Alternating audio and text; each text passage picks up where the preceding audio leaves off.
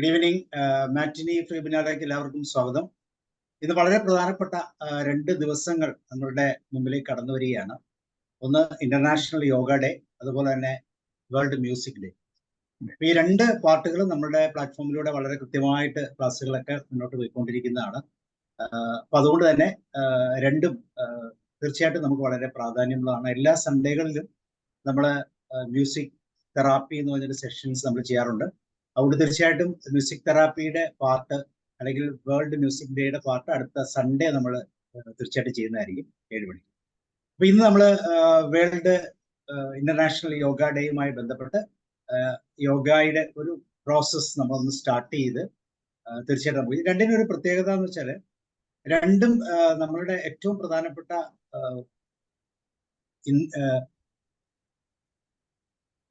ലങ്സുമായിട്ട് ബന്ധപ്പെട്ടാണ് അല്ലെ.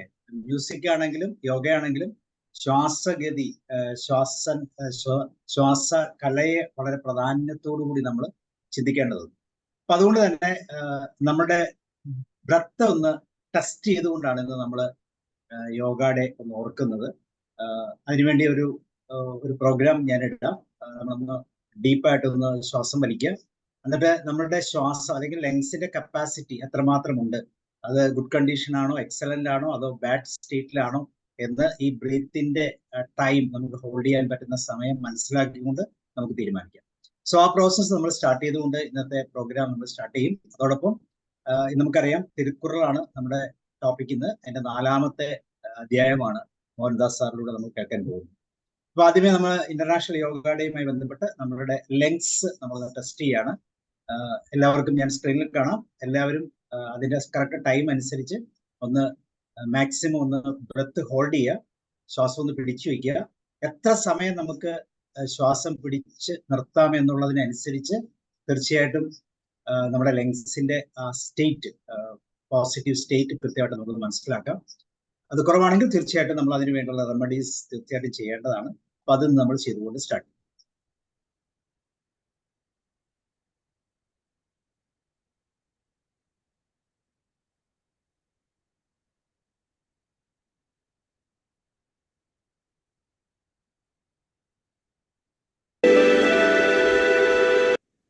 നമ്മുടെ ലങ്സിന്റെ കപ്പാസിറ്റി നമ്മളൊന്ന് മെഷർ ചെയ്യാണ്. ആസ് യൂഷ്വൽ സ്റ്റാർട്ടിങ്ങിൽ നമ്മളൊന്ന് ബ്രത്ത് എടുത്തുകൊണ്ട് ഒന്ന് വെയിറ്റ് ചെയ്യുക, ബ്രത്ത് ഹോൾഡ് ചെയ്യുക. ഇതിനകത്ത് കാണിക്കുന്ന ഇൻഡിക്കേഷൻ ഒന്ന് ഫോളോ ചെയ്യും.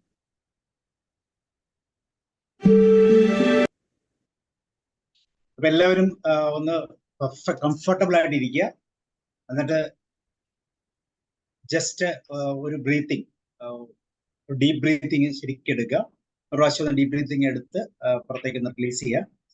അതിനുശേഷം 1 2 3 എന്ന് പറയുമ്പോൾ ബ്രത്ത് ഹോൾഡ് ചെയ്യുക, പിന്നെ റിലീസ് ചെയ്തത്. ഇതിനകത്ത് ഇൻഡിക്കേഷൻസ് ഉണ്ട്. Normal lungs capacity, strong, super എന്ന് പറയുന്ന 2-3 ഡിവിഷൻസ് ഇവിടെ കാണാം. അതനുസരിച്ച് മാക്സിമം നമുക്ക് ബ്രത്ത് ഹോൾഡ് ചെയ്യാൻ പറ്റും. എത്രമാത്രം നമുക്ക് നമ്മുടെ ലങ്സ് പവർഫുൾ ആണ് എന്ന് മനസ്സിലാക്കാൻ പറ്റും. സോ ഒരു പ്രാവശ്യം ഒന്ന് ഡീപ് ബ്രീത്ത് ചെയ്യുക. ഞാൻ 1 2 3 എന്ന് പറയുമ്പോഴത്തേക്കും ഹോൾഡ് ചെയ്ത് പിടിക്കുക. സോ 1 2 3.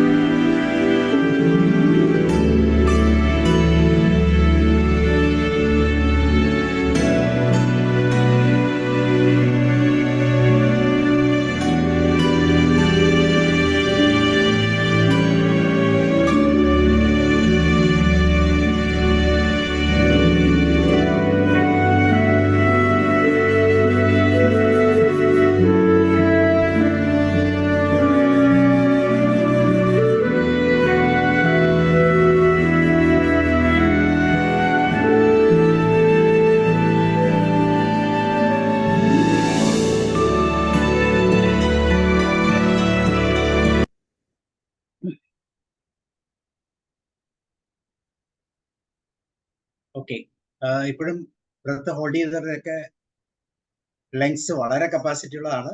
2-3 നിങ്ങൾക്ക് നെറ്റിൽ നോക്കിയാൽ കാണാം. 2 അല്ലെങ്കിൽ 1 മിനിറ്റ് സമയമാണ് നമ്മൾ ഹോൾഡ് ചെയ്യുന്നത്. ഏകദേശം 30-20 സെക്കൻഡ് താഴെയാണെങ്കിൽ നമ്മുടെ ലങ്സിന്റെ കപ്പാസിറ്റി വളരെ കുറവാണ്.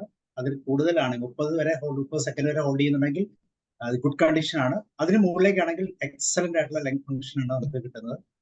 പ്രത്യേകിച്ച് അത് പ്രാക്ടീസ് ചെയ്യുക. ആർക്കെങ്കിലും എന്തെങ്കിലും പറയാനുണ്ടെങ്കിൽ പറയും. സാർ അത് എത്ര റൗണ്ടാണ്? റൗണ്ട് അല്ല, സെക്കൻഡ് ആണ്. അത് സ്ക്രീനിൽ നിങ്ങൾ കണ്ടിരുന്നോ?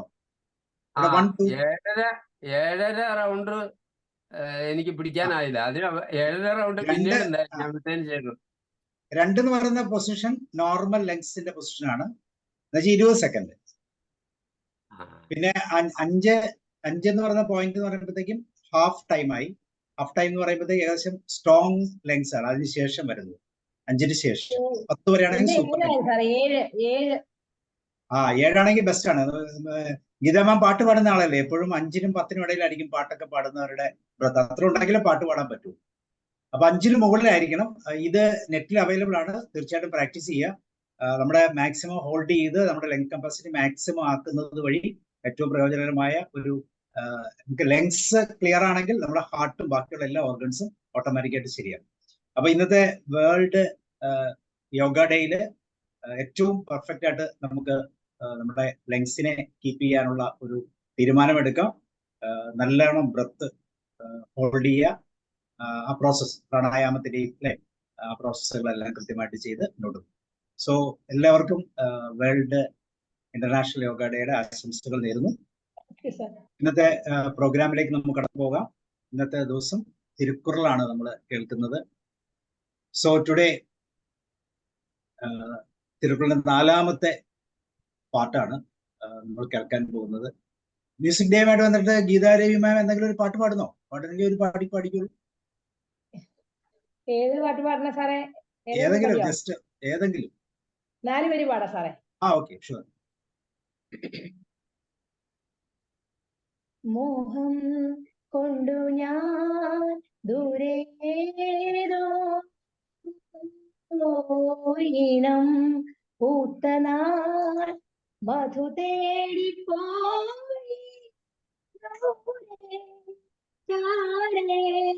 തളിയാർന്നു പൂവനങ്ങൾ. മോഹം കൊണ്ടു ഞാൻ ദൂരേതോ ഇനം പൂത്തനാൾ മധു തേടിപ്പോയി. Thank you sir.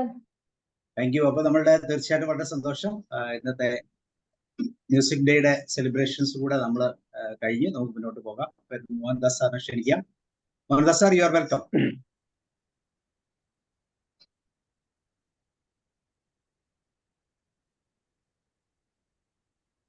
ആദ്യമായി യോഗ ദിനത്തിലും സംഗീതത്തിന്റെ ദിവസത്തിലും ആ രണ്ടും അനുസ്മരിച്ചുകൊണ്ട് ഈ ലോകത്ത് മനുഷ്യരാശിക്ക് ഏറ്റവും പ്രധാനപ്പെട്ട ഉപദേശങ്ങളും വഴികാട്ടായി മാറിയ തിരുക്കുറളിലെ 4ാമത്തെ അധികാരത്തിനെ കുറിച്ച് കിടക്കുകയാണ്. അതിന് മുമ്പായിട്ട് സാറോട് മുഖവരെ പറയുന്നുണ്ട്. സാർ അത് പറയുന്നുണ്ടോ? ഞാൻ പറയട്ടെ. തമിഴ്നാടിന്റെ വേദപുസ്തകമായിരുന്ന തിരുക്കുറൾ പിന്നെ ലോകത്തിന്റെ തന്നെ വേദപുസ്തകമായിട്ട് മാറി. സത്യവക്തമായ ജ്ഞാനി എന്നറിയപ്പെട്ടിരുന്ന തിരുവള്ളുവരാണ് ഈ പവിത്ര കൃതി രചിച്ചത്.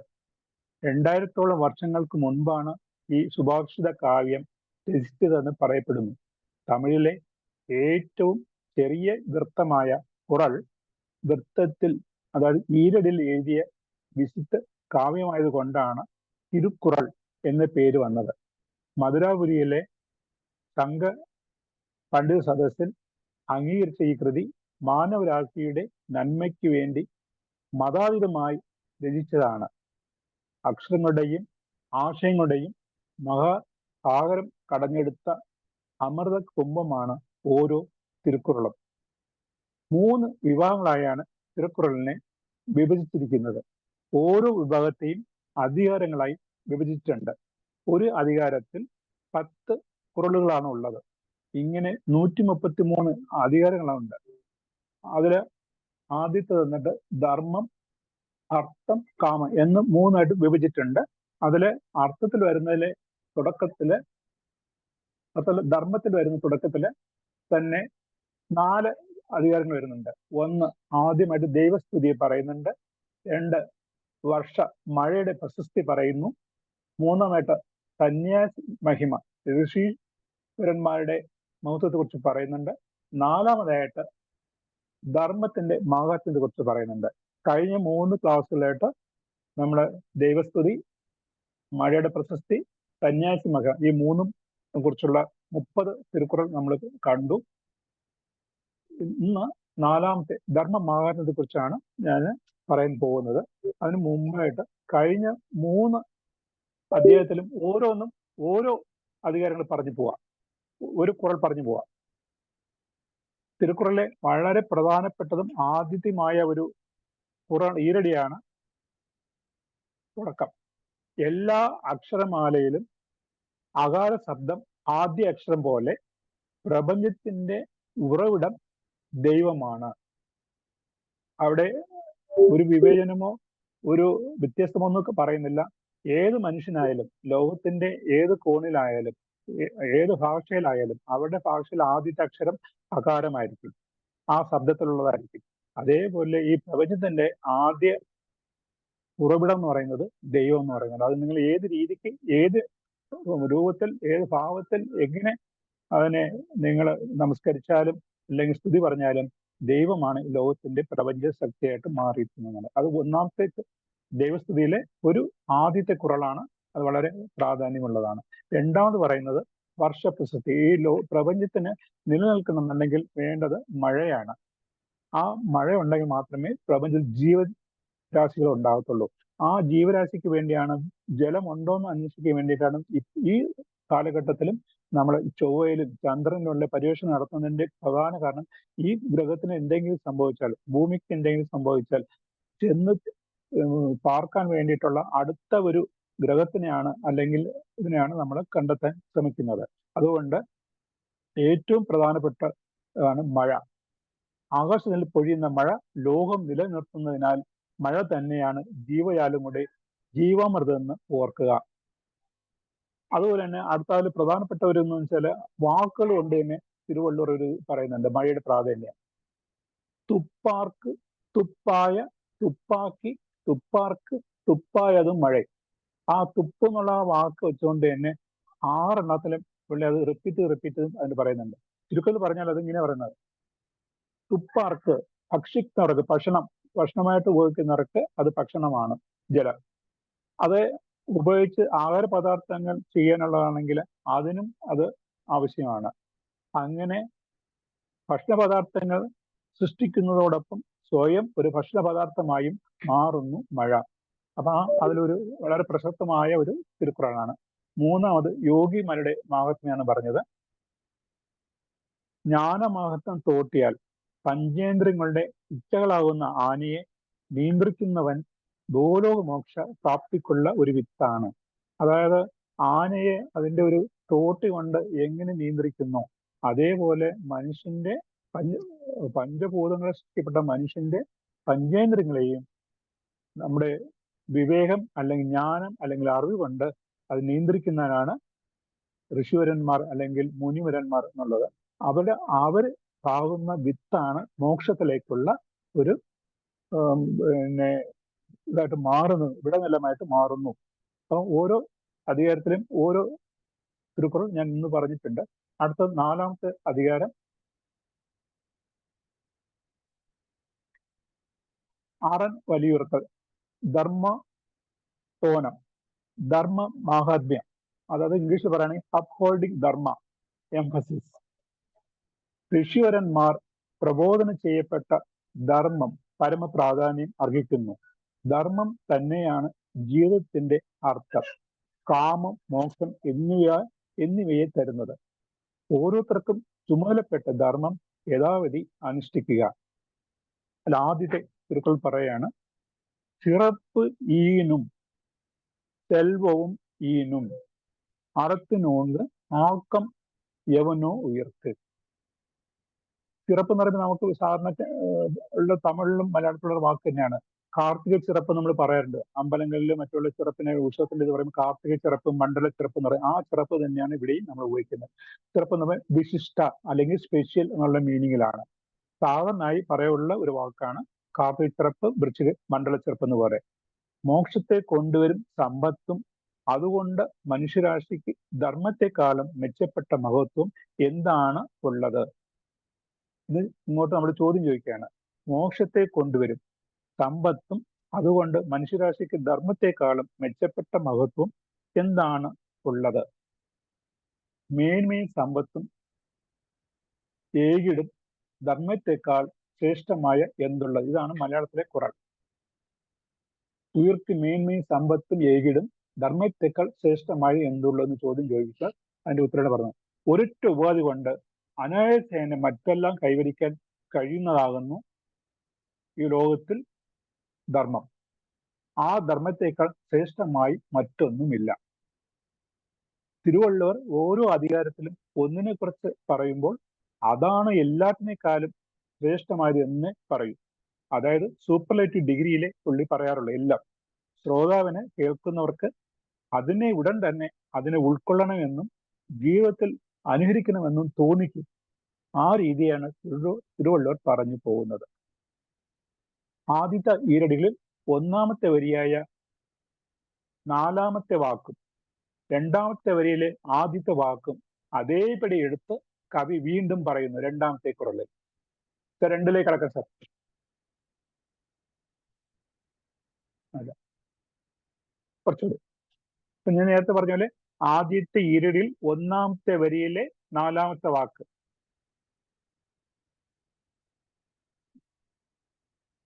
ധർമ്മത്തെക്കാൾ ശ്രേഷ്ഠമായതൊന്നുമില്ല, മറ്റൊന്നും ധർമ്മം മറന്നവർക്ക് കേട്. അറത്തിൻ ഊങ്ക ആക്കുമോ ഇല്ലേ അതിനെ മറത്തലിൻ ഊങ്കിലെ കേട്. തമിഴ് ഒന്നുകൂടി വായിക്കാം. അറത്തിൻ ഊങ്ക് ആക്കമും ഇല്ലേ അതിനെ മറുത്തലിൻ ഊങ്ക് ഇല്ലേ കേട്.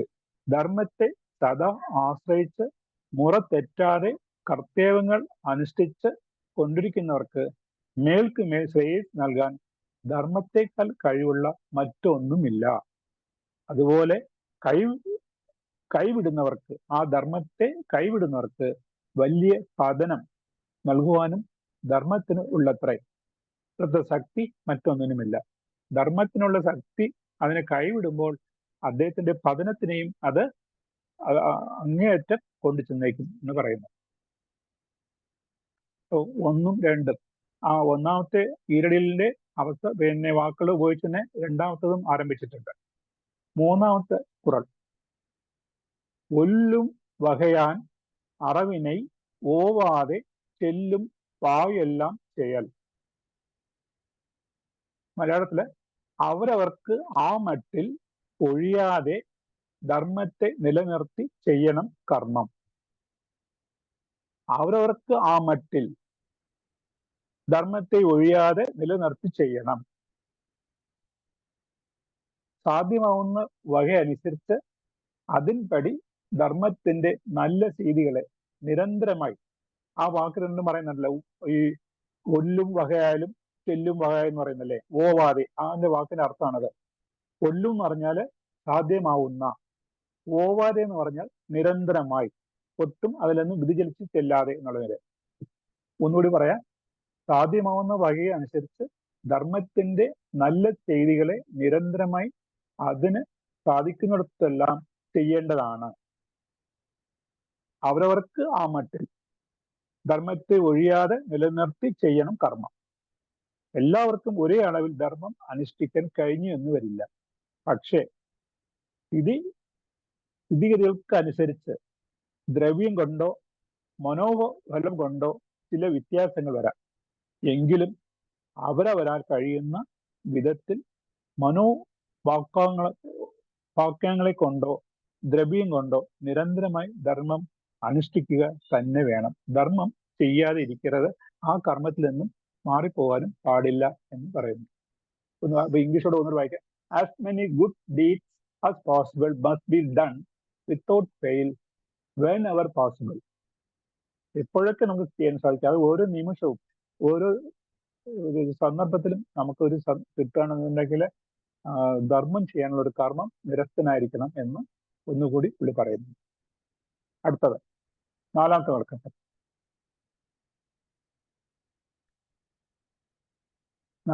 മനത്തുക്കൺ മാസ് ഇലൻ ആതൽ. അവിടെ 2ആയിട്ട് വാക്ക് തിരിച്ചു പറയുന്നുണ്ട്. മനത്തുക്കൺ എന്ന് പറഞ്ഞാൽ മനസ്സിൽ അല്ലെങ്കിൽ ഉള്ളിൽ എന്നുള്ളത്. മാസ് എന്ന് പറഞ്ഞാൽ കുറ്റം, കളങ്കം ഇല്ലാത്തവൻ ആവുക. അതാണ് ധർമ്മം. മറ്റൊന്നും ധർമ്മമല്ല. വളരെ ലഘുവായിട്ട് പറയുകയാണ്. ഉള്ളിൽ കളങ്കം ഇല്ലാതിരുന്നാൽ അതേ ധർമ്മം. പ്രകടനം അന്യം. ബാക്കിയുള്ള പ്രകടനങ്ങളും മറ്റു കാര്യങ്ങളും ആഡംബരങ്ങളെല്ലാം പ്രഹസനങ്ങളായിട്ട് മാറും. ഒന്ന് ധർമ്മമല്ല, അധർമ്മമാണ്. വളരെ ലഘുവായിട്ട്, ഉള്ളിൽ കളങ്കം ഇല്ലാതിരുന്നാൽ ധർമ്മം അത് തന്നെ. അന്യമായത് എന്തൊക്കെയാണോ അതൊക്കെ ഈ പ്രകടനമൊക്കെ അന്യമായിട്ട് മാറുന്നു. അവനവന്റെ ഉള്ളിൽ മനസ്സിൽ കളങ്കം ഉരുളാത്തവനായി ജീവിക്കുന്നത് തന്നെയാണ് ധർമ്മം. അത്ര തന്നെ. അതല്ലാതെയുള്ള കാട്ടിക്കൂട്ടലും വേഷവും പ്രകടനവും ഒന്നും ധർമ്മമാകുന്നില്ല. ആർപ്പാടങ്ങളെ ആവുന്നുള്ളൂ. ധർമ്മം മനസ്സിൽ നിന്ന് തുടങ്ങുന്നു. അതുകൊണ്ട് മനസ്സിൽ അല്പം പോലും കളങ്കം പുരളതായിരിക്കുക, ശുദ്ധമായിരിക്കുക എന്ന് പറഞ്ഞാൽ തന്നെ ധർമ്മമായി. മനസ്സ് ശുദ്ധമായാൽ അത് തന്നെ ഒരു ധർമ്മത്തിന്റെ ലക്ഷണമായി കവി പറയുന്നു. അതല്ലാതെ മനസ്സ് വിഷമയമായിരിക്കുകയും പ്രകടനവും പ്രസ്ഥാനങ്ങളും മാത്രം നന്നാവുകയും ചെയ്താൽ അത് ധർമ്മമാവുന്നില്ല, അധർമ്മമേ ആകും. അത് പറഞ്ഞത് ഇനി ഇംഗ്ലീഷിലാണ് പറയണമെങ്കിൽ, real virtue is not to hurt others even in thoughts, rest is hearts. മനസ്സുകൊണ്ട് പോലും മറ്റുള്ളവരെ എന്താ പറയുന്ന പോലെ വേദനിപ്പിക്കുകയോ അല്ലെങ്കിൽ നിന്ദിക്കുകയോ ചെയ്യാൻ പാടില്ല എന്ന് പറയും. അടുത്ത 5ാമത്തത്. ഇവിടെ 4 വാക്കുകൾ പറയുന്നുണ്ട്. അഴുക്കാറ് എന്ന് പറഞ്ഞാല് അന്യന്റെ ഉയർച്ചയിലുള്ള അഹിഷ്ണുത. 2 അവ പഞ്ചേന്ദ്രിയ സുഖങ്ങൾ അധികം വേണമെന്നുള്ള അത്യാഗ്രഹം. വെകുളി അത് നിമിത്തം അന്യരോടുള്ള കോപം, ആ കോപത്തിന്റെ പ്രകടനമായ ദുർവാക്ക്. അഴുക്കാറ്, അവ, വെകുളി, ഇന്നാച്ചൽ, നാങ്കം ഇഴുക്ക ഇയൻறது അറം. ഇങ്ങനെയുള്ള 4ഉം പിടിച്ച് വലിച്ച് തന്നിലേക്ക് അടുപ്പിക്കാതെ സൂക്ഷിച്ച് നടക്കുന്നത് തന്നെയാണ് ധർമ്മം. അത് പ്രധാനപ്പെട്ട 4 ഗുണങ്ങളെ കുറിച്ചാണ് പുള്ളി പറയുന്നത്. ആ ഗുണങ്ങൾ 4ഉം വശപ്പെടാതെ അവ വലിച്ചുകൊണ്ട് നമ്മൾ ചെല്ലാതെ, നമ്മുടെ മനസ്സിനെയോ നമ്മുടെ പ്രവൃത്തിയെയും ഒന്നും കൊണ്ടു ചെല്ലാതെ അതിൽ നിന്നും വിട്ടുമാറി നിൽക്കുന്നതാണ് ധർമ്മം. മലയാളത്തിൽ പറയുന്നുണ്ട്, കോപം, അസൂയ, ദുർവാക്ക്, ദുര, ഈ 4ഉം ചേരാതെ വാഴ്വതാൻ ധർമ്മം. വളരെ ലഘുവായിട്ട് പറയുന്നു. ധർമ്മം എന്ന് പറഞ്ഞാൽ നിങ്ങൾ വേറെ ഒന്നും വേണ്ട, ദാനധർമ്മം. അതാ പറയുന്നത്. ഓരോ ഈരടിയിലും കവി പറയുന്നത് വളരെ ശ്രേഷ്ഠമായിട്ടാണ് പറയുന്നത്. ഓരോന്നുണ്ട്. നിങ്ങൾക്ക് ദാനധർമ്മങ്ങൾ ചെയ്യാൻ പറ്റുമെങ്കിൽ അത് നല്ലതാണ്. മറ്റവരെ വേദനിപ്പിക്കാതിരിക്കാൻ പറ്റുമെങ്കിൽ അത് നല്ലതാണ്. ഇത് ഒന്നുമല്ലെങ്കിൽ ദേഷ്യപ്പെടാതിരിക്കുക, മറ്റവരുടെ ഉയർച്ചയിലോ സമ്പത്തിലോ കണ്ട് അസൂയപ്പെടാതിരിക്കുക, നമ്മുടെ കഴിവില്ലായ്മ കൊണ്ട് ഉണ്ടാകുന്ന ആ അവസ്ഥയിൽ ദുർവാക്ക് ഉപയോഗിക്കാതിരിക്കുക, ദുര ഉണ്ടാവാതിരിക്കുക. ഇങ്ങനെയുള്ള ഈ 4നും ചേർന്ന് നിൽക്കാതെ സ്വയം നിന്നാൽ പോലും, ജീവിച്ചാൽ പോലും അത് ധർമ്മമായിട്ട് കണക്കാക്കാം. True virtue is to live renouncing jealousy, greed, anger and rash ബേഴ്സ്. വളരെ ലഘുവായിട്ട് അങ്ങനെ പറയുന്നു. 6ാമത്തത്. നമ്മൾ സാധാരണ ഒരു ധർമ്മമൊക്കെ ചെയ്യുന്ന ആഗ്രഹം ഉണ്ടെങ്കിൽ പോലും നമ്മുടെ പ്രായവും നമ്മുടെ യുവത്വവും അതും തടസ്സമായി നിൽക്കാറുണ്ട്. അഞ്ച് അറിവാം പിന്നെ ആകാം എന്നുള്ള ആ ചിന്ത. ധർമ്മം ചെയ്യുമ്പോൾ പിന്നെ ആകാം വേറെ സമയത്താകാം എന്നുള്ള വിചാരം വേണ്ട. സർ അഞ്ച് ആറാമത്തെ അറിവാം. വാക്യത്തിൽ ആറാണ്. 6 അഞ്ച് അറിവാം എന്നാത് അறம் ചെയ്ത് മറ്റത് പൊൻറുങ്കാൽ പൊറ്റാ തുണൈ. നമുക്ക് ഇപ്പോൾ ചെറുപ്പമാണല്ലോ, സമയം ധാരാളമുണ്ടല്ലോ, അതുകൊണ്ട് മരണകാലത്ത് ചെയ്യാം എന്ന് നനയ്ക്കാതെ അന്നന്ന് തന്നെ ധർമ്മം ചെയ്യുക. അങ്ങനെ ചെയ്യപ്പെടുന്ന ധർമ്മം നമ്മുടെ ശരീരത്തിൽ നിന്നും ജീവൻ കൈവെടിഞ്ഞ് പോകുന്ന നേരം മരണകാലത്ത്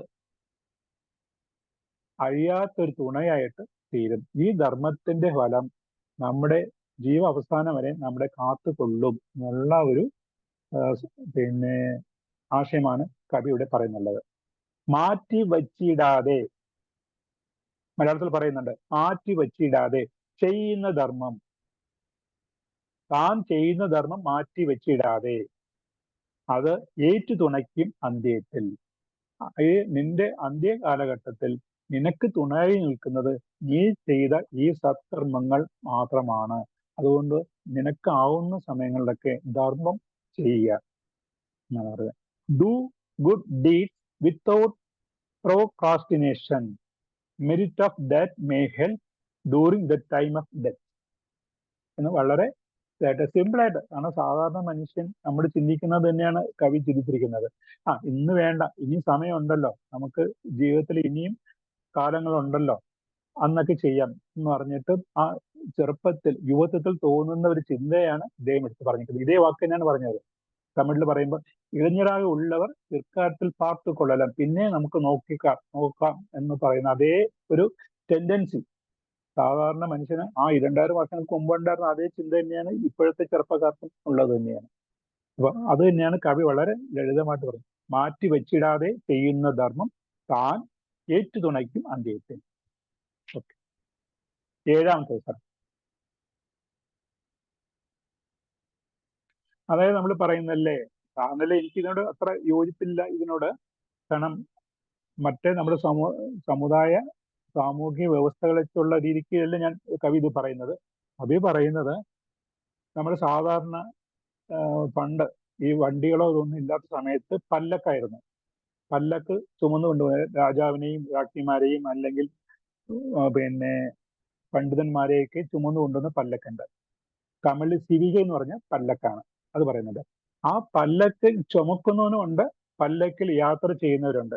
ഈ രണ്ടുപേരും കമ്പയർ ചെയ്തിട്ടുണ്ടാണ് കവി പറയുന്നത് ഈ ധർമ്മം ചെയ്യുന്നവന്റെ മഹത്വം ആയിട്ട് നമുക്ക് കാണാൻ പറ്റുന്നത് ആ പല്ലക്കിൽ യാത്ര ചെയ്യുന്നവനാണ്. ആ പല്ലക്ക് ചുമക്കുന്ന ആളാണ് ധർമ്മം ചെയ്യാത്തവൻ.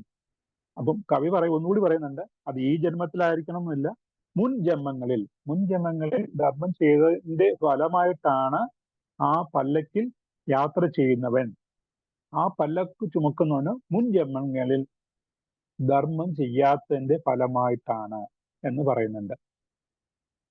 അത് അറത്താറ് ഇതുവനെ വേണ്ട ദിവികൈ പുറത്താനോട് ഊർന്നാൻ ഇടൈ.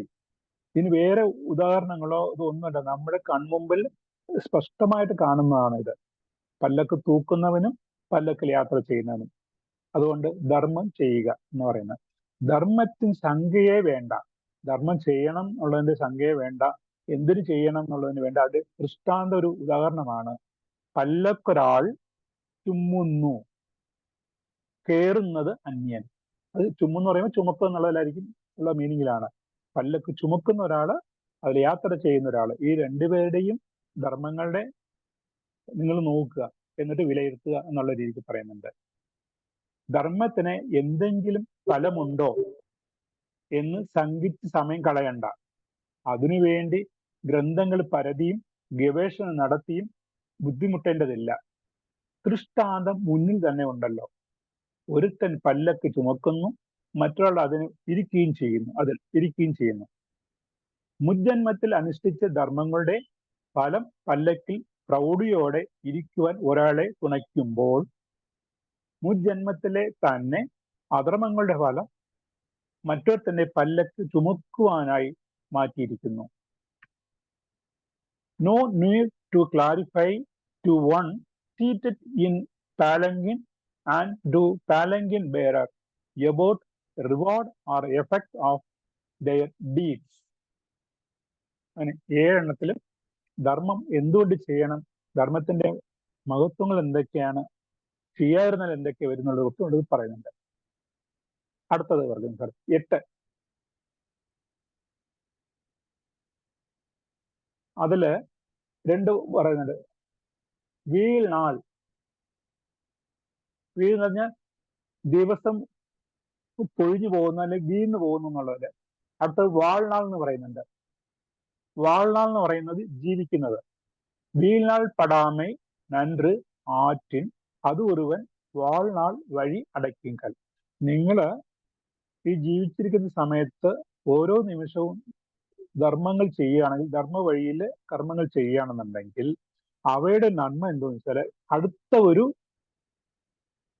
ജന്മം, അതായത് വീണ്ടും ഈ ജീവനോടെ ഇവിടെ ജീവിക്കേണ്ട ഒരവസ്ഥ വരുന്ന ഘട്ടത്തിൽ അതിനെ തടഞ്ഞു നിർത്തും. ഒരു വലിയ കല്ല് വന്ന് ആ പാതയെ തടഞ്ഞു നിർത്തും എന്നുള്ള രീതിക്ക് കവി പറയുന്നത്. നാളുകൾ വീണാക്ക സദ്ധർമ്മം ജന്മത്തിൻ പാത അടയ്ക്കുന്ന കല്ലാം. ജന്മത്തെ പറഞ്ഞാൽ വീണ്ടും ഒരു മറുജന്മം നമുക്ക് എടുത്ത് ഇതേപോലെ മനുഷ്യനായിട്ട് വന്ന് സുഖദുഃഖങ്ങളിൽ അനുഭവിക്കേണ്ട ഒരു അവസ്ഥ ഉണ്ടാകില്ല. ആ പാത തന്നെ ഒരു വലിയ പാറങ്കല്ല് അല്ലെ കല്ലുകൊണ്ട് തടസ്സപ്പെടുത്തുന്ന രീതിക്ക് ഈ ധർമ്മത്തിന്റെ ഫലം ചെയ്യും. ഒരുവൻ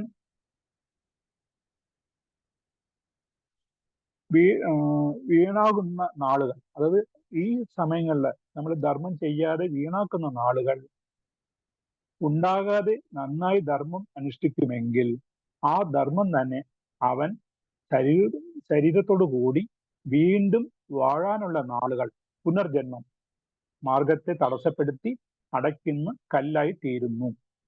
അവന് വീണ്ടും ഒരു ജന്മം ഇല്ല. സാറേ, പുനർജന്മം പിന്നെ ഉണ്ടാകത്തില്ലെന്നല്ലേ?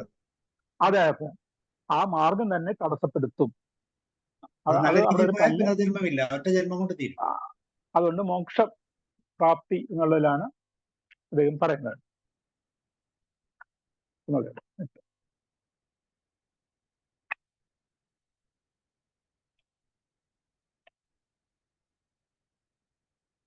ജീവിതത്തിൽ നിന്ന് ഒരു നിമിഷം പോലും പാഴാക്കാതെ അന്നന്ന് അനുഷ്ഠിക്കുന്ന സദ്ധർമ്മമുണ്ടല്ലോ, അത് പുനർജന്മത്തിന്റെ പാത അടയ്ക്കുവാനുള്ള കല്ലായി തീരുന്നു. ഓക്കെ, അടുത്ത 9. അതിൽ പറയുന്നത്, if good things are done without wasting a single day of life, it will become a stone blocking his rebirth. ഇംഗ്ലീഷിൽ കുറച്ചും കൂടി ഇതായിട്ട് പറയുന്നുണ്ട്. റീബർത്ത് എന്നുള്ള വാക്ക് തന്നെ പറയുന്നുണ്ട്. അടുത്ത 9. ഈ അറം എന്ന് പറയുമ്പോൾ ധർമ്മം. അറം ചെയ്ത് ആ വഴിക്ക് കിട്ടുന്നതാണ് ഇമ്പം അല്ലെങ്കിൽ നമുക്ക് സന്തോഷം എന്നുള്ളത്. അല്ലാതെ മറ്റൊന്നും സന്തോഷത്തിനുള്ള വക തരുന്നതല്ല, നമുക്ക് പ്രശസ്തി തരുന്നതുമല്ല. ധർമ്മം അനുസാരിയാം സൗഖ്യമേ സൗഖ്യം. ധർമ്മം അനുഷ്ഠിക്കുമ്പോൾ കിട്ടുന്ന സൗഖ്യമാണ് സൗഖ്യം. മറ്റെല്ലാം പുകൾ കെടും ദുഃഖം. നമുക്ക് അപ്രസക്തിയാകുന്ന ദുഃഖം തരുന്നവയാണ്. ധർമ്മത്തിന്റെ മാർഗത്തിലൂടെ ഉണ്ടാകുന്ന സുഖം മാത്രമാണ് സുഖം. മറ്റു വിധത്തിൽ ഉണ്ടാക്കിയെടുക്കുന്ന നേട്ടങ്ങളെല്ലാം ദുഃഖത്തെ തരുന്നവയാണ്. അവയ്ക്ക് പ്രസിദ്ധിയും ഉണ്ടാകുന്നില്ല.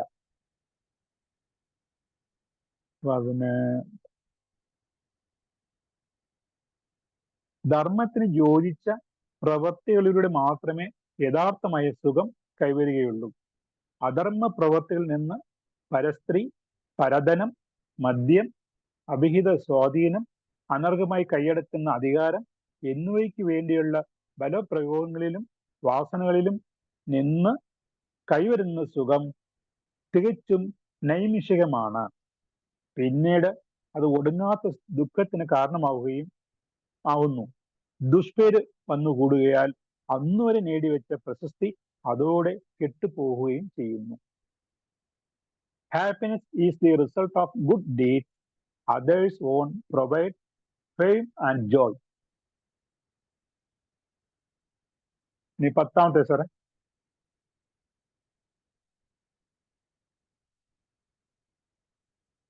ഷെയർപാൽ. ഷെയർപാൽ എന്ന പാൽ എന്ന് പറഞ്ഞാല് ചെയ്യുന്നത് പോലെ എന്നല്ലേ. ഒരുവന് ചെയ്യത്തക്കത് ധർമ്മം മാത്രമാണ്, ചെയ്തു കൂടാത്തത് അധർമ്മവും. 2 വാക്കേ പറയുന്നുള്ളൂ. ചെയ്യാൻ തക്കത് ധർമ്മം ചെയ്യുക, ചെയ്തു കൂടാത്തത് അധർമ്മവും ചെയ്യാതിരിക്കുക. ചെയ്യേണ്ട ചെയ്തികൾ ചെയ്വതേ ഒരുവന് ധർമ്മം. ഒരുവന് ധർമ്മം എന്ന് പറയുന്നത് ചെയ്യേണ്ടത് ചെയ്തികൾ ചെയ്യുക, അല്ലാത്തത് അധർമ്മം. ധർമാനുസരിയായി ചെയ്തു തീർക്കേണ്ട കർമ്മങ്ങൾ ചെയ്യുന്നതാണ് ധർമ്മം. ധർമ്മത്തിന് നിരക്കാത്ത കർമ്മങ്ങൾ ചെയ്യുന്നത് അധർമ്മവും. Man should not only do good things in life. What must not be done is evil deeds. അങ്ങനെ ഈ 10 പീരീഡുകളും ധർമ്മം എന്തുകൊണ്ട് നമ്മൾ അനുഷ്ഠിക്കണം? നമ്മുടെ നിത്യ ജീവിതത്തിലെ ഓരോ നിമിഷവും ധർമ്മത്തിന്റെ അല്ലെങ്കിൽ ധർമ്മമാർഗത്തിൽ സഞ്ചരിക്കുന്നതിന്റെ ആവശ്യകതയെക്കുറിച്ച് വളരെ ഭംഗിയായിട്ട് തിരുവള്ളുവർ നമുക്ക് ബോധിപ്പിക്കുന്നുണ്ട്. ഇനി നമുക്ക് എന്തെങ്കിലും ഇന്ററാക്ഷൻ വേണമെന്നുണ്ടെങ്കിൽ ഏതെങ്കിലും ഒന്ന് എടുത്ത് വീണ്ടും ഒന്ന് ആശയം വിശദീകരിക്കണമെങ്കിൽ ചെയ്യും.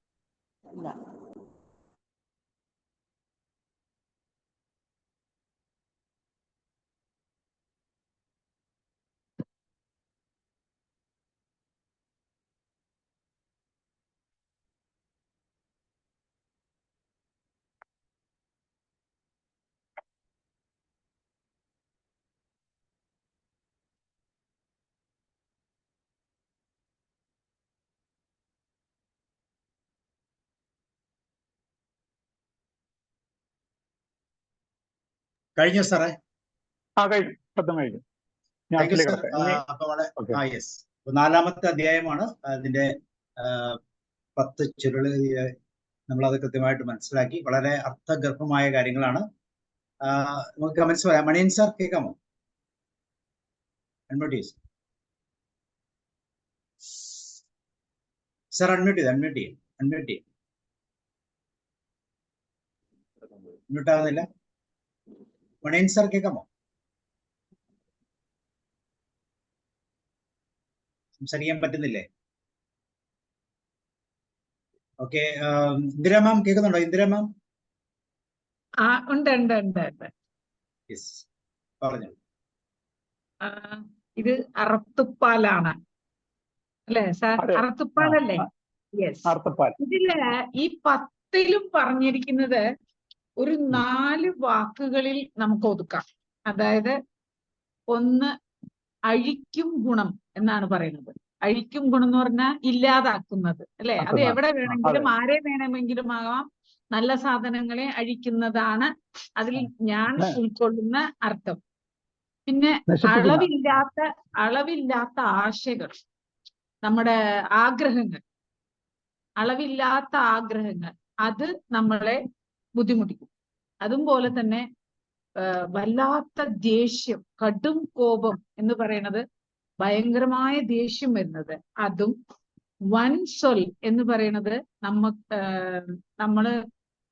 നമ്മള് പറയുമ്പോൾ ഒരാളെ ഹേർട്ട് ചെയ്യുന്ന മാതിരി പറയുന്ന വാക്കുകൾ, ആ വാക്കുകൾ, ഈ 4 കാര്യങ്ങളും ഇല്ലാതാകുമ്പോഴാണ് അവിടെ ധർമ്മം ജയിക്കുന്നത് എന്നാണ് പറയുന്നത്.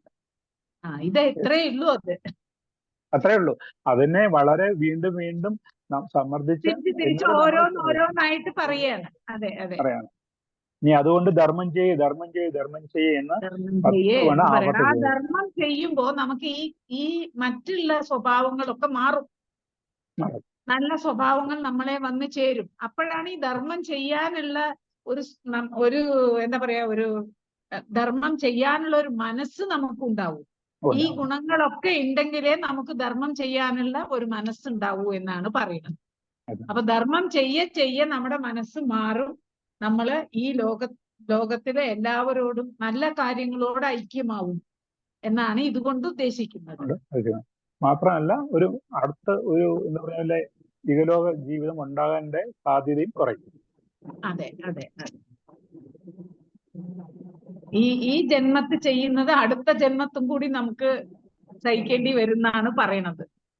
അതെ. അപ്പൊ അങ്ങനെ ആവണം നമ്മുടെ മനസ്സ്. നമ്മൾ എന്തു ചെയ്യുന്നുവോ അത് നമ്മളൊന്ന് ആലോചിച്ച് ഈ കുരലുകൾ നമുക്ക് ഈ കുരലുകൾ ഈ 10 കുരലുകളും നമ്മുടെ ഓർമ്മയിൽ നിൽക്കുകയാണെങ്കിൽ നമുക്ക് ബുദ്ധിമുട്ടുണ്ടാവില്ല, മനസ്സിനൊരു സന്തോഷം ഉണ്ടാവും.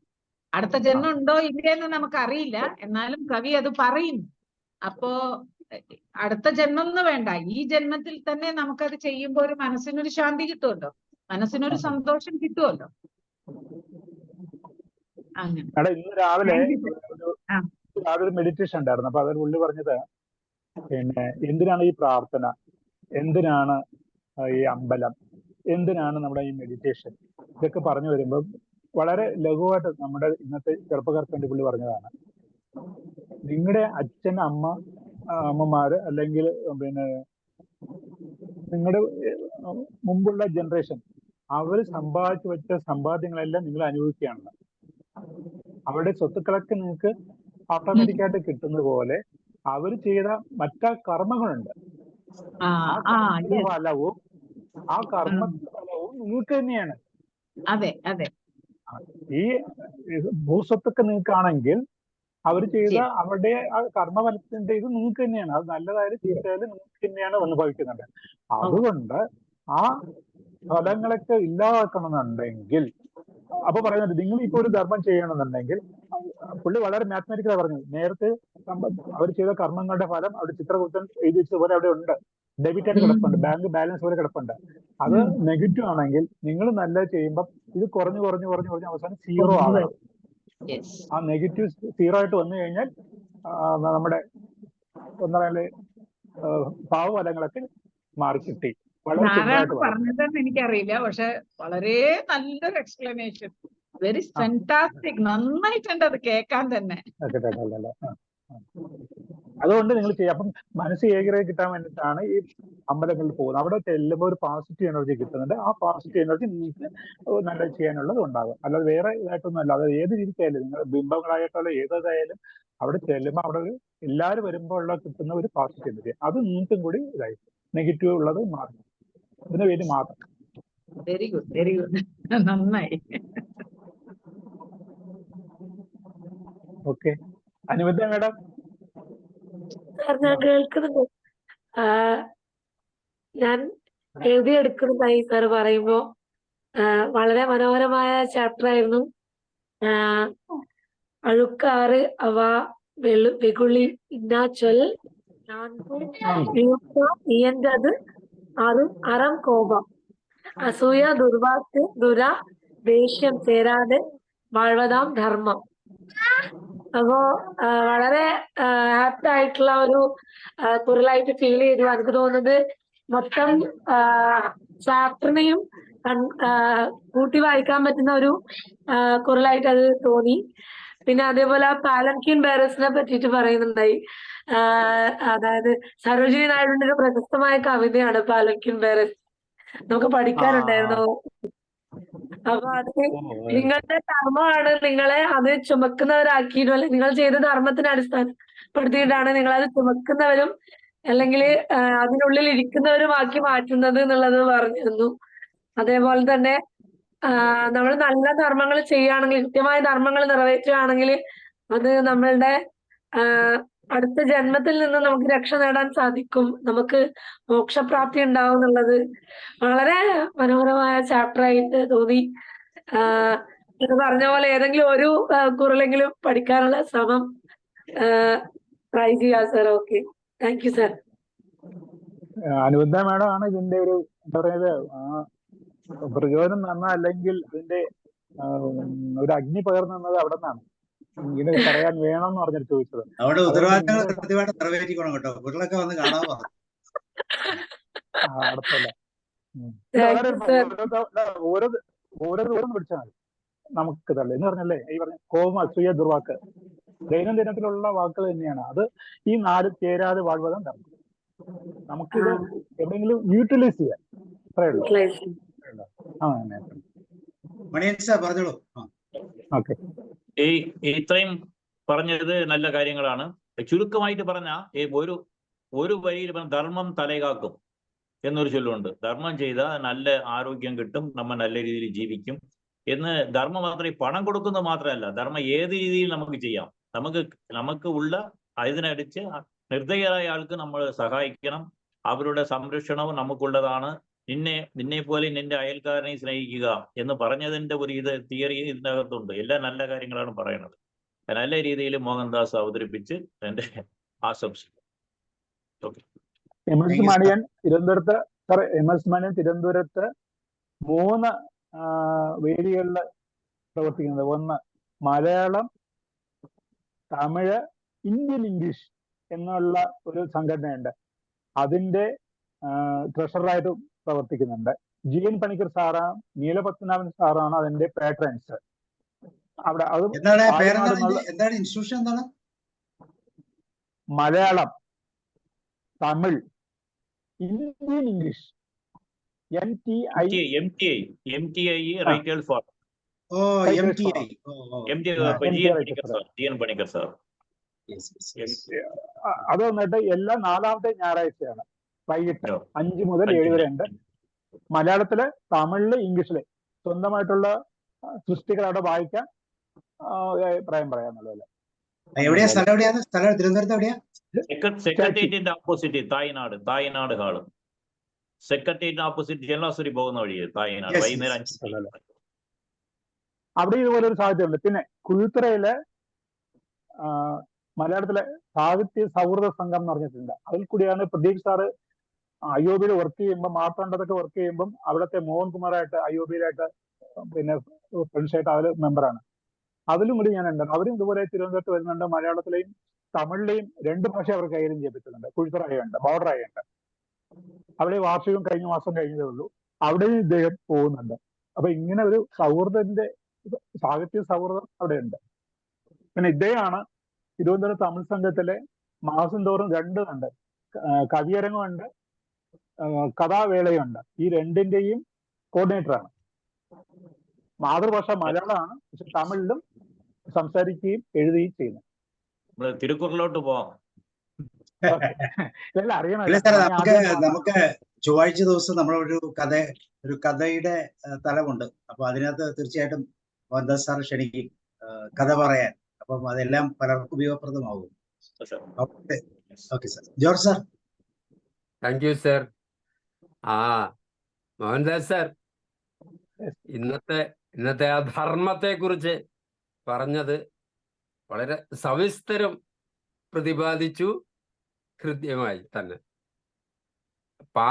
മലയാളത്തിലൊരു ഒരു ഒരു കവിതാ ശകലമുണ്ടല്ലോ, പരോപകാരമേ പുണ്യം, പാപമേ പരപീഡനം എന്ന് പറഞ്ഞത് തന്നെ ഒരു പര്യായമായിട്ട് എനിക്ക് ഇതിനെ കേട്ടപ്പോൾ തോന്നി. ധർമ്മം ചെയ്യുക, അതിനേക്കാൾ വലുതായി ഒന്നുമില്ല. ധർമ്മം തന്നെ പ്രധാനം. Thank you sir. Thank you so much. Sir സ്കൗട്ടിലായിരുന്നു സാറ് ഈ സമയത്ത് വന്ന് അറ്റൻഡ് ചെയ്യുന്നതാണ് എനിക്ക് പ്രചോദനം. Thank you. എനിക്ക് കിട്ടുന്ന ധർമ്മം സാർ ചെയ്യുന്നത്. ഞാനും ശ്രദ്ധിക്കാറുണ്ട്, മോഹൻദാസ് സാറിന്റെ ക്ലാസ് ശ്രദ്ധിക്കാറുണ്ട്. കാത്തിരിക്കും. ഓക്കെ. പുരുഷോത്തമൻ സാർ ഉണ്ടോ? Purushothaman sir, Snehalatha ma'am, Roy sir, Nash, Rajani, ആർക്കെല്ലാം അൺമ്യൂട്ട് ചെയ്ത് പറയാമോ?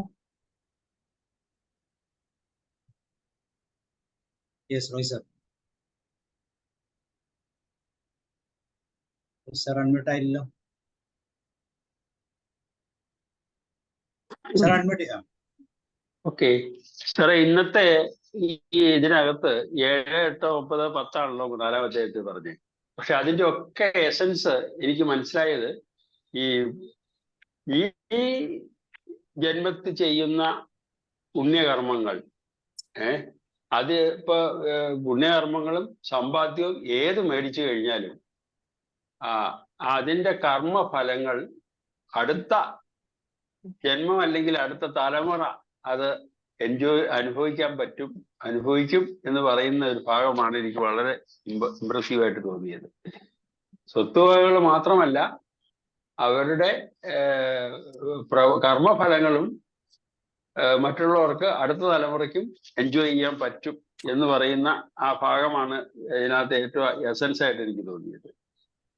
ഇപ്പൊ സാറ് പറഞ്ഞ ഉദാഹരണങ്ങള്, അതായത് ധർമ്മം ചെയ്യുന്നവൻ അടുത്ത ജന്മത്തില് പല്ലക്കിൽ ഇരുന്നും പോവും, ധർമ്മം ചെയ്യാൻ പറ്റാത്തവൻ പല്ലക്ക് വലിക്കുകയും ചെയ്യുന്നു എന്ന് പറയുന്ന ആ ഭാഗം ആണല്ലോ ഇതിനകത്ത് വളരെ എക്സാമ്പിൾ ആയിട്ട് കാണുന്നത്. അപ്പൊ അതുപോലെ വളരെ ഈ 7, 8, 9, 10 ഈ 4-ാം അധ്യായം വളരെ എല്ലാത്തിന്റെ എസൻസ് എനിക്ക് മനസ്സിലായത് ഈ രൂപയിലാണ്. അതായത് ധർമ്മ വഴിയിൽ കർമ്മം ചെയ്താൽ പുനർജന്മം ലഭിക്കുന്നു എന്ന് പറയുന്ന ഈ പുനർജന്മം ഉണ്ടാവുകയോ ഇല്ല അതൊന്നും അല്ല വിഷയം. അടുത്ത തലമുറ, ഈ പുനർജന്മത്തിന്റെ അടുത്ത തലമുറയ്ക്ക് അതിൻ്റെതായ ഗുണങ്ങൾ ഒട്ടും എന്ന് പറയുന്ന ഒരു പ്രധാനപ്പെട്ട ഭാഗമായിട്ട് തോന്നി. ഇനി സാർ, താങ്ക് യു. സ്നേഹലതാമ പറയാം സാർ.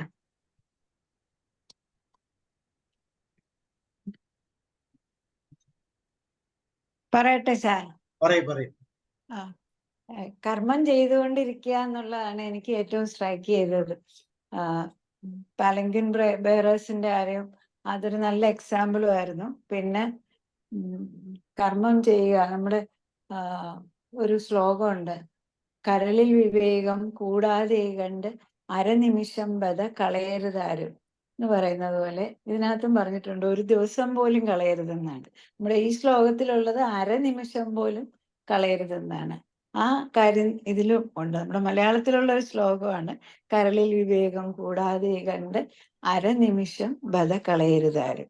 അതുപോലെ ഇതിലും പറഞ്ഞിട്ടുണ്ട്, ഒരു ദിവസം പോലും നമ്മൾ കർമ്മം ചെയ്യാതെ കളയരുത്. അപ്പോൾ അങ്ങനെ നമ്മളെ പ്രചോദിപ്പിക്കുന്ന ഒരു പുസ്തകം തന്നെയാണ് ഇത്. പുസ്തകമല്ല, തിരുക്കുറൽ. അതെനിക്ക് യാതൊരു ബന്ധമില്ലാത്ത, ഇപ്പോഴാദ്യമായിട്ട് കേൾക്കുന്നത്.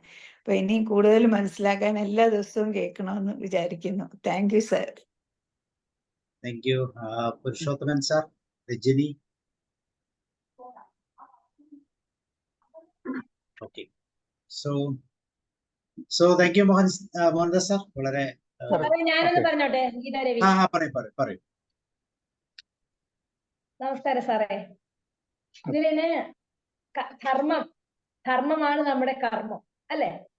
അപ്പൊ നല്ല ധർമ്മം ചെയ്ത് നമുക്ക് സമാധാനം ഉണ്ടാവും, മറ്റുള്ളവർക്ക് സമാധാനം ഉണ്ടാവും.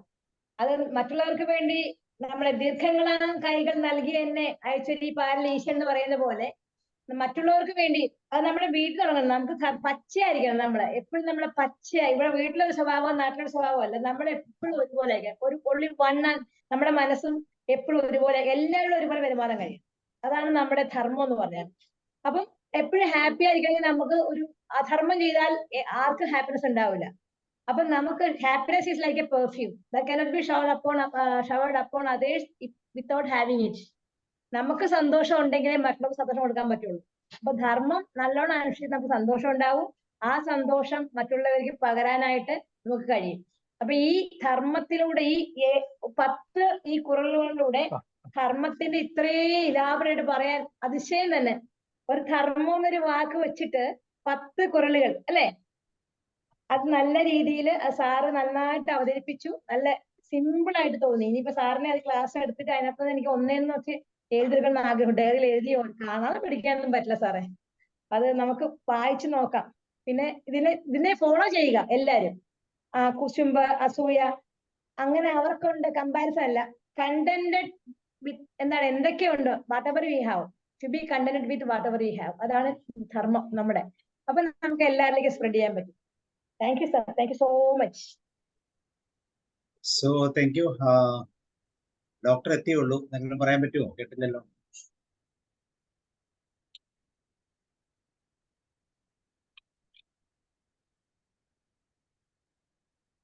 ഓക്കെ മോഹൻദാസ് സാർ, നമുക്ക് വൈൻഡപ്പ് ചെയ്യാം അല്ലെ?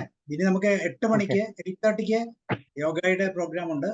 യോഗയുമായി ബന്ധപ്പെട്ട് 3 ക്ലാസ്സുകൾ 8:30 മുതൽ 9:30 വരെ നമുക്കുണ്ട്. അതിൽ ഒന്നാമത്തെ ക്ലാസ് എന്ന് പറയുന്നത് നമ്മുടെ ശരീരത്തിന് യോഗ നൽകുന്ന ഗുണങ്ങൾ, ഡോക്ടർ മുരളീധരൻ. അതുപോലെ തന്നെ യോഗയിലൂടെ മനസ്സിനെ നിയന്ത്രിക്കാം, ശ്രീരാമചന്ദ്രൻ. അതുപോലെ തന്നെ ശ്വസന കല യോഗയിലൂടെ. 3 ക്ലാസ് 20 മിനിറ്റ് വീതമുള്ള ചെറിയ ചെറിയ ക്ലാസ്സുകളാണ്. 3 പേരും യോഗ എക്സ്പെർട്ടുകളാണ്. 8:30 മുതൽ ഇന്ന് കേട്ടോ, ഇന്ന് 8:30 മുതലുണ്ട്. സമയമുണ്ടെങ്കിൽ കയറും. Okay, link link same link നമ്മുടെ മാറ്റ് ഫെബ്രുവരി ലിങ്ക് തന്നെ 8:30. ഇന്ദിര മാഡം, അനുബന്ധ Thank you, madam thank you, തീർച്ചയായിട്ടും എല്ലാ thank you. ക്ലാസ്സിലും ഉണ്ടാകണം. വരാം. മാം കഴിഞ്ഞ ആഴ്ച ആയിപ്പോയി, അതുകൊണ്ടാണ് മിസ്റ്റേക്ക്. കഴിഞ്ഞ ആഴ്ച വരാത്തവരെ ഞങ്ങൾ അന്വേഷിച്ചു. ഞാൻ തീർച്ചയായിട്ടും വരും. ഞാൻ വേണമെങ്കിൽ ഒരു ക്ലാസ് എടുക്കാം, ഇത് എടുക്കാം 10 മോഹൻദാസ് സാറോട് സംസാരിക്കും, നിങ്ങൾ തമ്മിൽ അഡ്ജസ്റ്റ് അതെ, ചെയ്ത്. വേണമെങ്കിൽ സാർക്ക് പറ്റാത്ത എപ്പോഴെങ്കിലും ഉണ്ടെങ്കിൽ വേണമെങ്കിൽ എടുക്കാം. ഓക്കെ തീർച്ചയായും.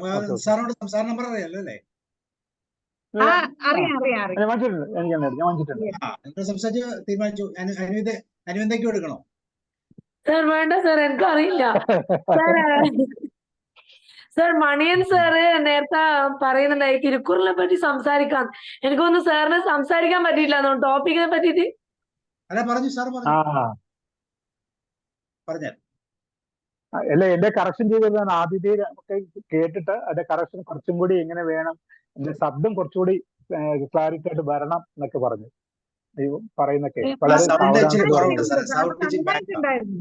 നല്ലതാണ് ക്ലാസ്. സാറിന്റെ സൗണ്ട് സ്വല്പം കുറവുണ്ട് അല്ലേ? ഫീൽ ചെയ്യുന്നില്ലേ? ഇല്ല ഇപ്പൊ ഒന്നുമില്ല. മുമ്പേ ഉണ്ടായിരുന്നു, ഇപ്പൊ ഇല്ല. ആദ്യത്തെ ഒരു ഇതാണ് എന്താ പറഞ്ഞാല് സ്റ്റേജ് ഫിയർ അല്ലേ. ഒരു ക്ലാസ് ഞാൻ ഭയങ്കരമായിട്ട് ബുദ്ധിമുട്ടി, കേൾക്കണേ ഉണ്ടായിരുന്നില്ല എനിക്ക്. അപ്പൊ എനിക്ക് തോന്നി എന്റെ സിസ്റ്റത്തിന്റെ കുഴപ്പമായിരിക്കാന്ന്. അതാണ് ഞാൻ ഇന്ന് സെല്ലിൽ ഫോണിൽ കൂടെ കയറിയിരിക്കുന്നത്. 3 ക്ലാസ് കഴിഞ്ഞപ്പോ ഒരു ഇതായി. നമ്മളത് ഫീഡ്ബാക്ക് ആണ്. ഇത് വീഡിയോ ഒന്ന് തിരിച്ചു കണ്ടാൽ മതി, അപ്പോഴേ നമുക്ക് മനസ്സിലായി എന്തൊക്കെ ചെയ്യിക്കണം. ഇന്നത്തെ നമ്മുടെ വിഷ്വൽ, നമ്മുടെ PPT ഭംഗിയായി. കാരണം അതിന് ജോഷി സാറിന് പ്രത്യേകം നന്ദി പറയണം. കാരണം മോഹൻദാസ് സാർ ജോഷി സാറിന് കൊടുത്ത് അതെല്ലാം ട്രാൻസ്ലേറ്റ് ചെയ്ത് മലയാളത്തിലാക്കി ഞാൻ PPT ഉണ്ടാക്കി. അപ്പം എനിക്കും അല്ലെങ്കിൽ കൺഫ്യൂഷനാ ഈ 1, 2, 3 പിക്ചറൊക്കെ എടുക്കുക. അപ്പൊ ഇത് വളരെ ക്ലാരിറ്റിയോട് കൂടി അത് പ്രസന്റ് ചെയ്യാൻ പറ്റി. Okay, thank you sir. ഇതെല്ലാം സാറിന്റെ അടുത്തത് ഈ നേരത്തെ പറഞ്ഞ പോലെ അന്നുന്ന മേഡം ധർമ്മത്തിന്റെ ഇതിൽ തന്നെ മംഗളാചരണമായിരുന്നു ആദ്യം. മംഗളം ആചരണം ആ 4 അധ്യായങ്ങളും ഇന്നുകൊണ്ട് തീരെയാണ്. ഇനി അടുത്തത് നിന്ന് അർത്ഥത്തിൽ ഇത് ഗൃഹശാസ്ത്രമാണ് അടുത്ത വരാൻ പോകുന്നത്. അടുത്ത ക്ലാസ് മുതൽ ഗൃഹശാസ്ത്രത്തിൽ 20 അധ്യായങ്ങൾ വരുന്നുണ്ട്, ചാപ്റ്ററാണ്. Okay, thank you. Good night. Good night, see you. Thank you Maniyan sir, Mohandas sir, Indira ma'am, Aravinda, Snehalatha ma'am, എല്ലാവരും. Okay, thank you. Bye, see U.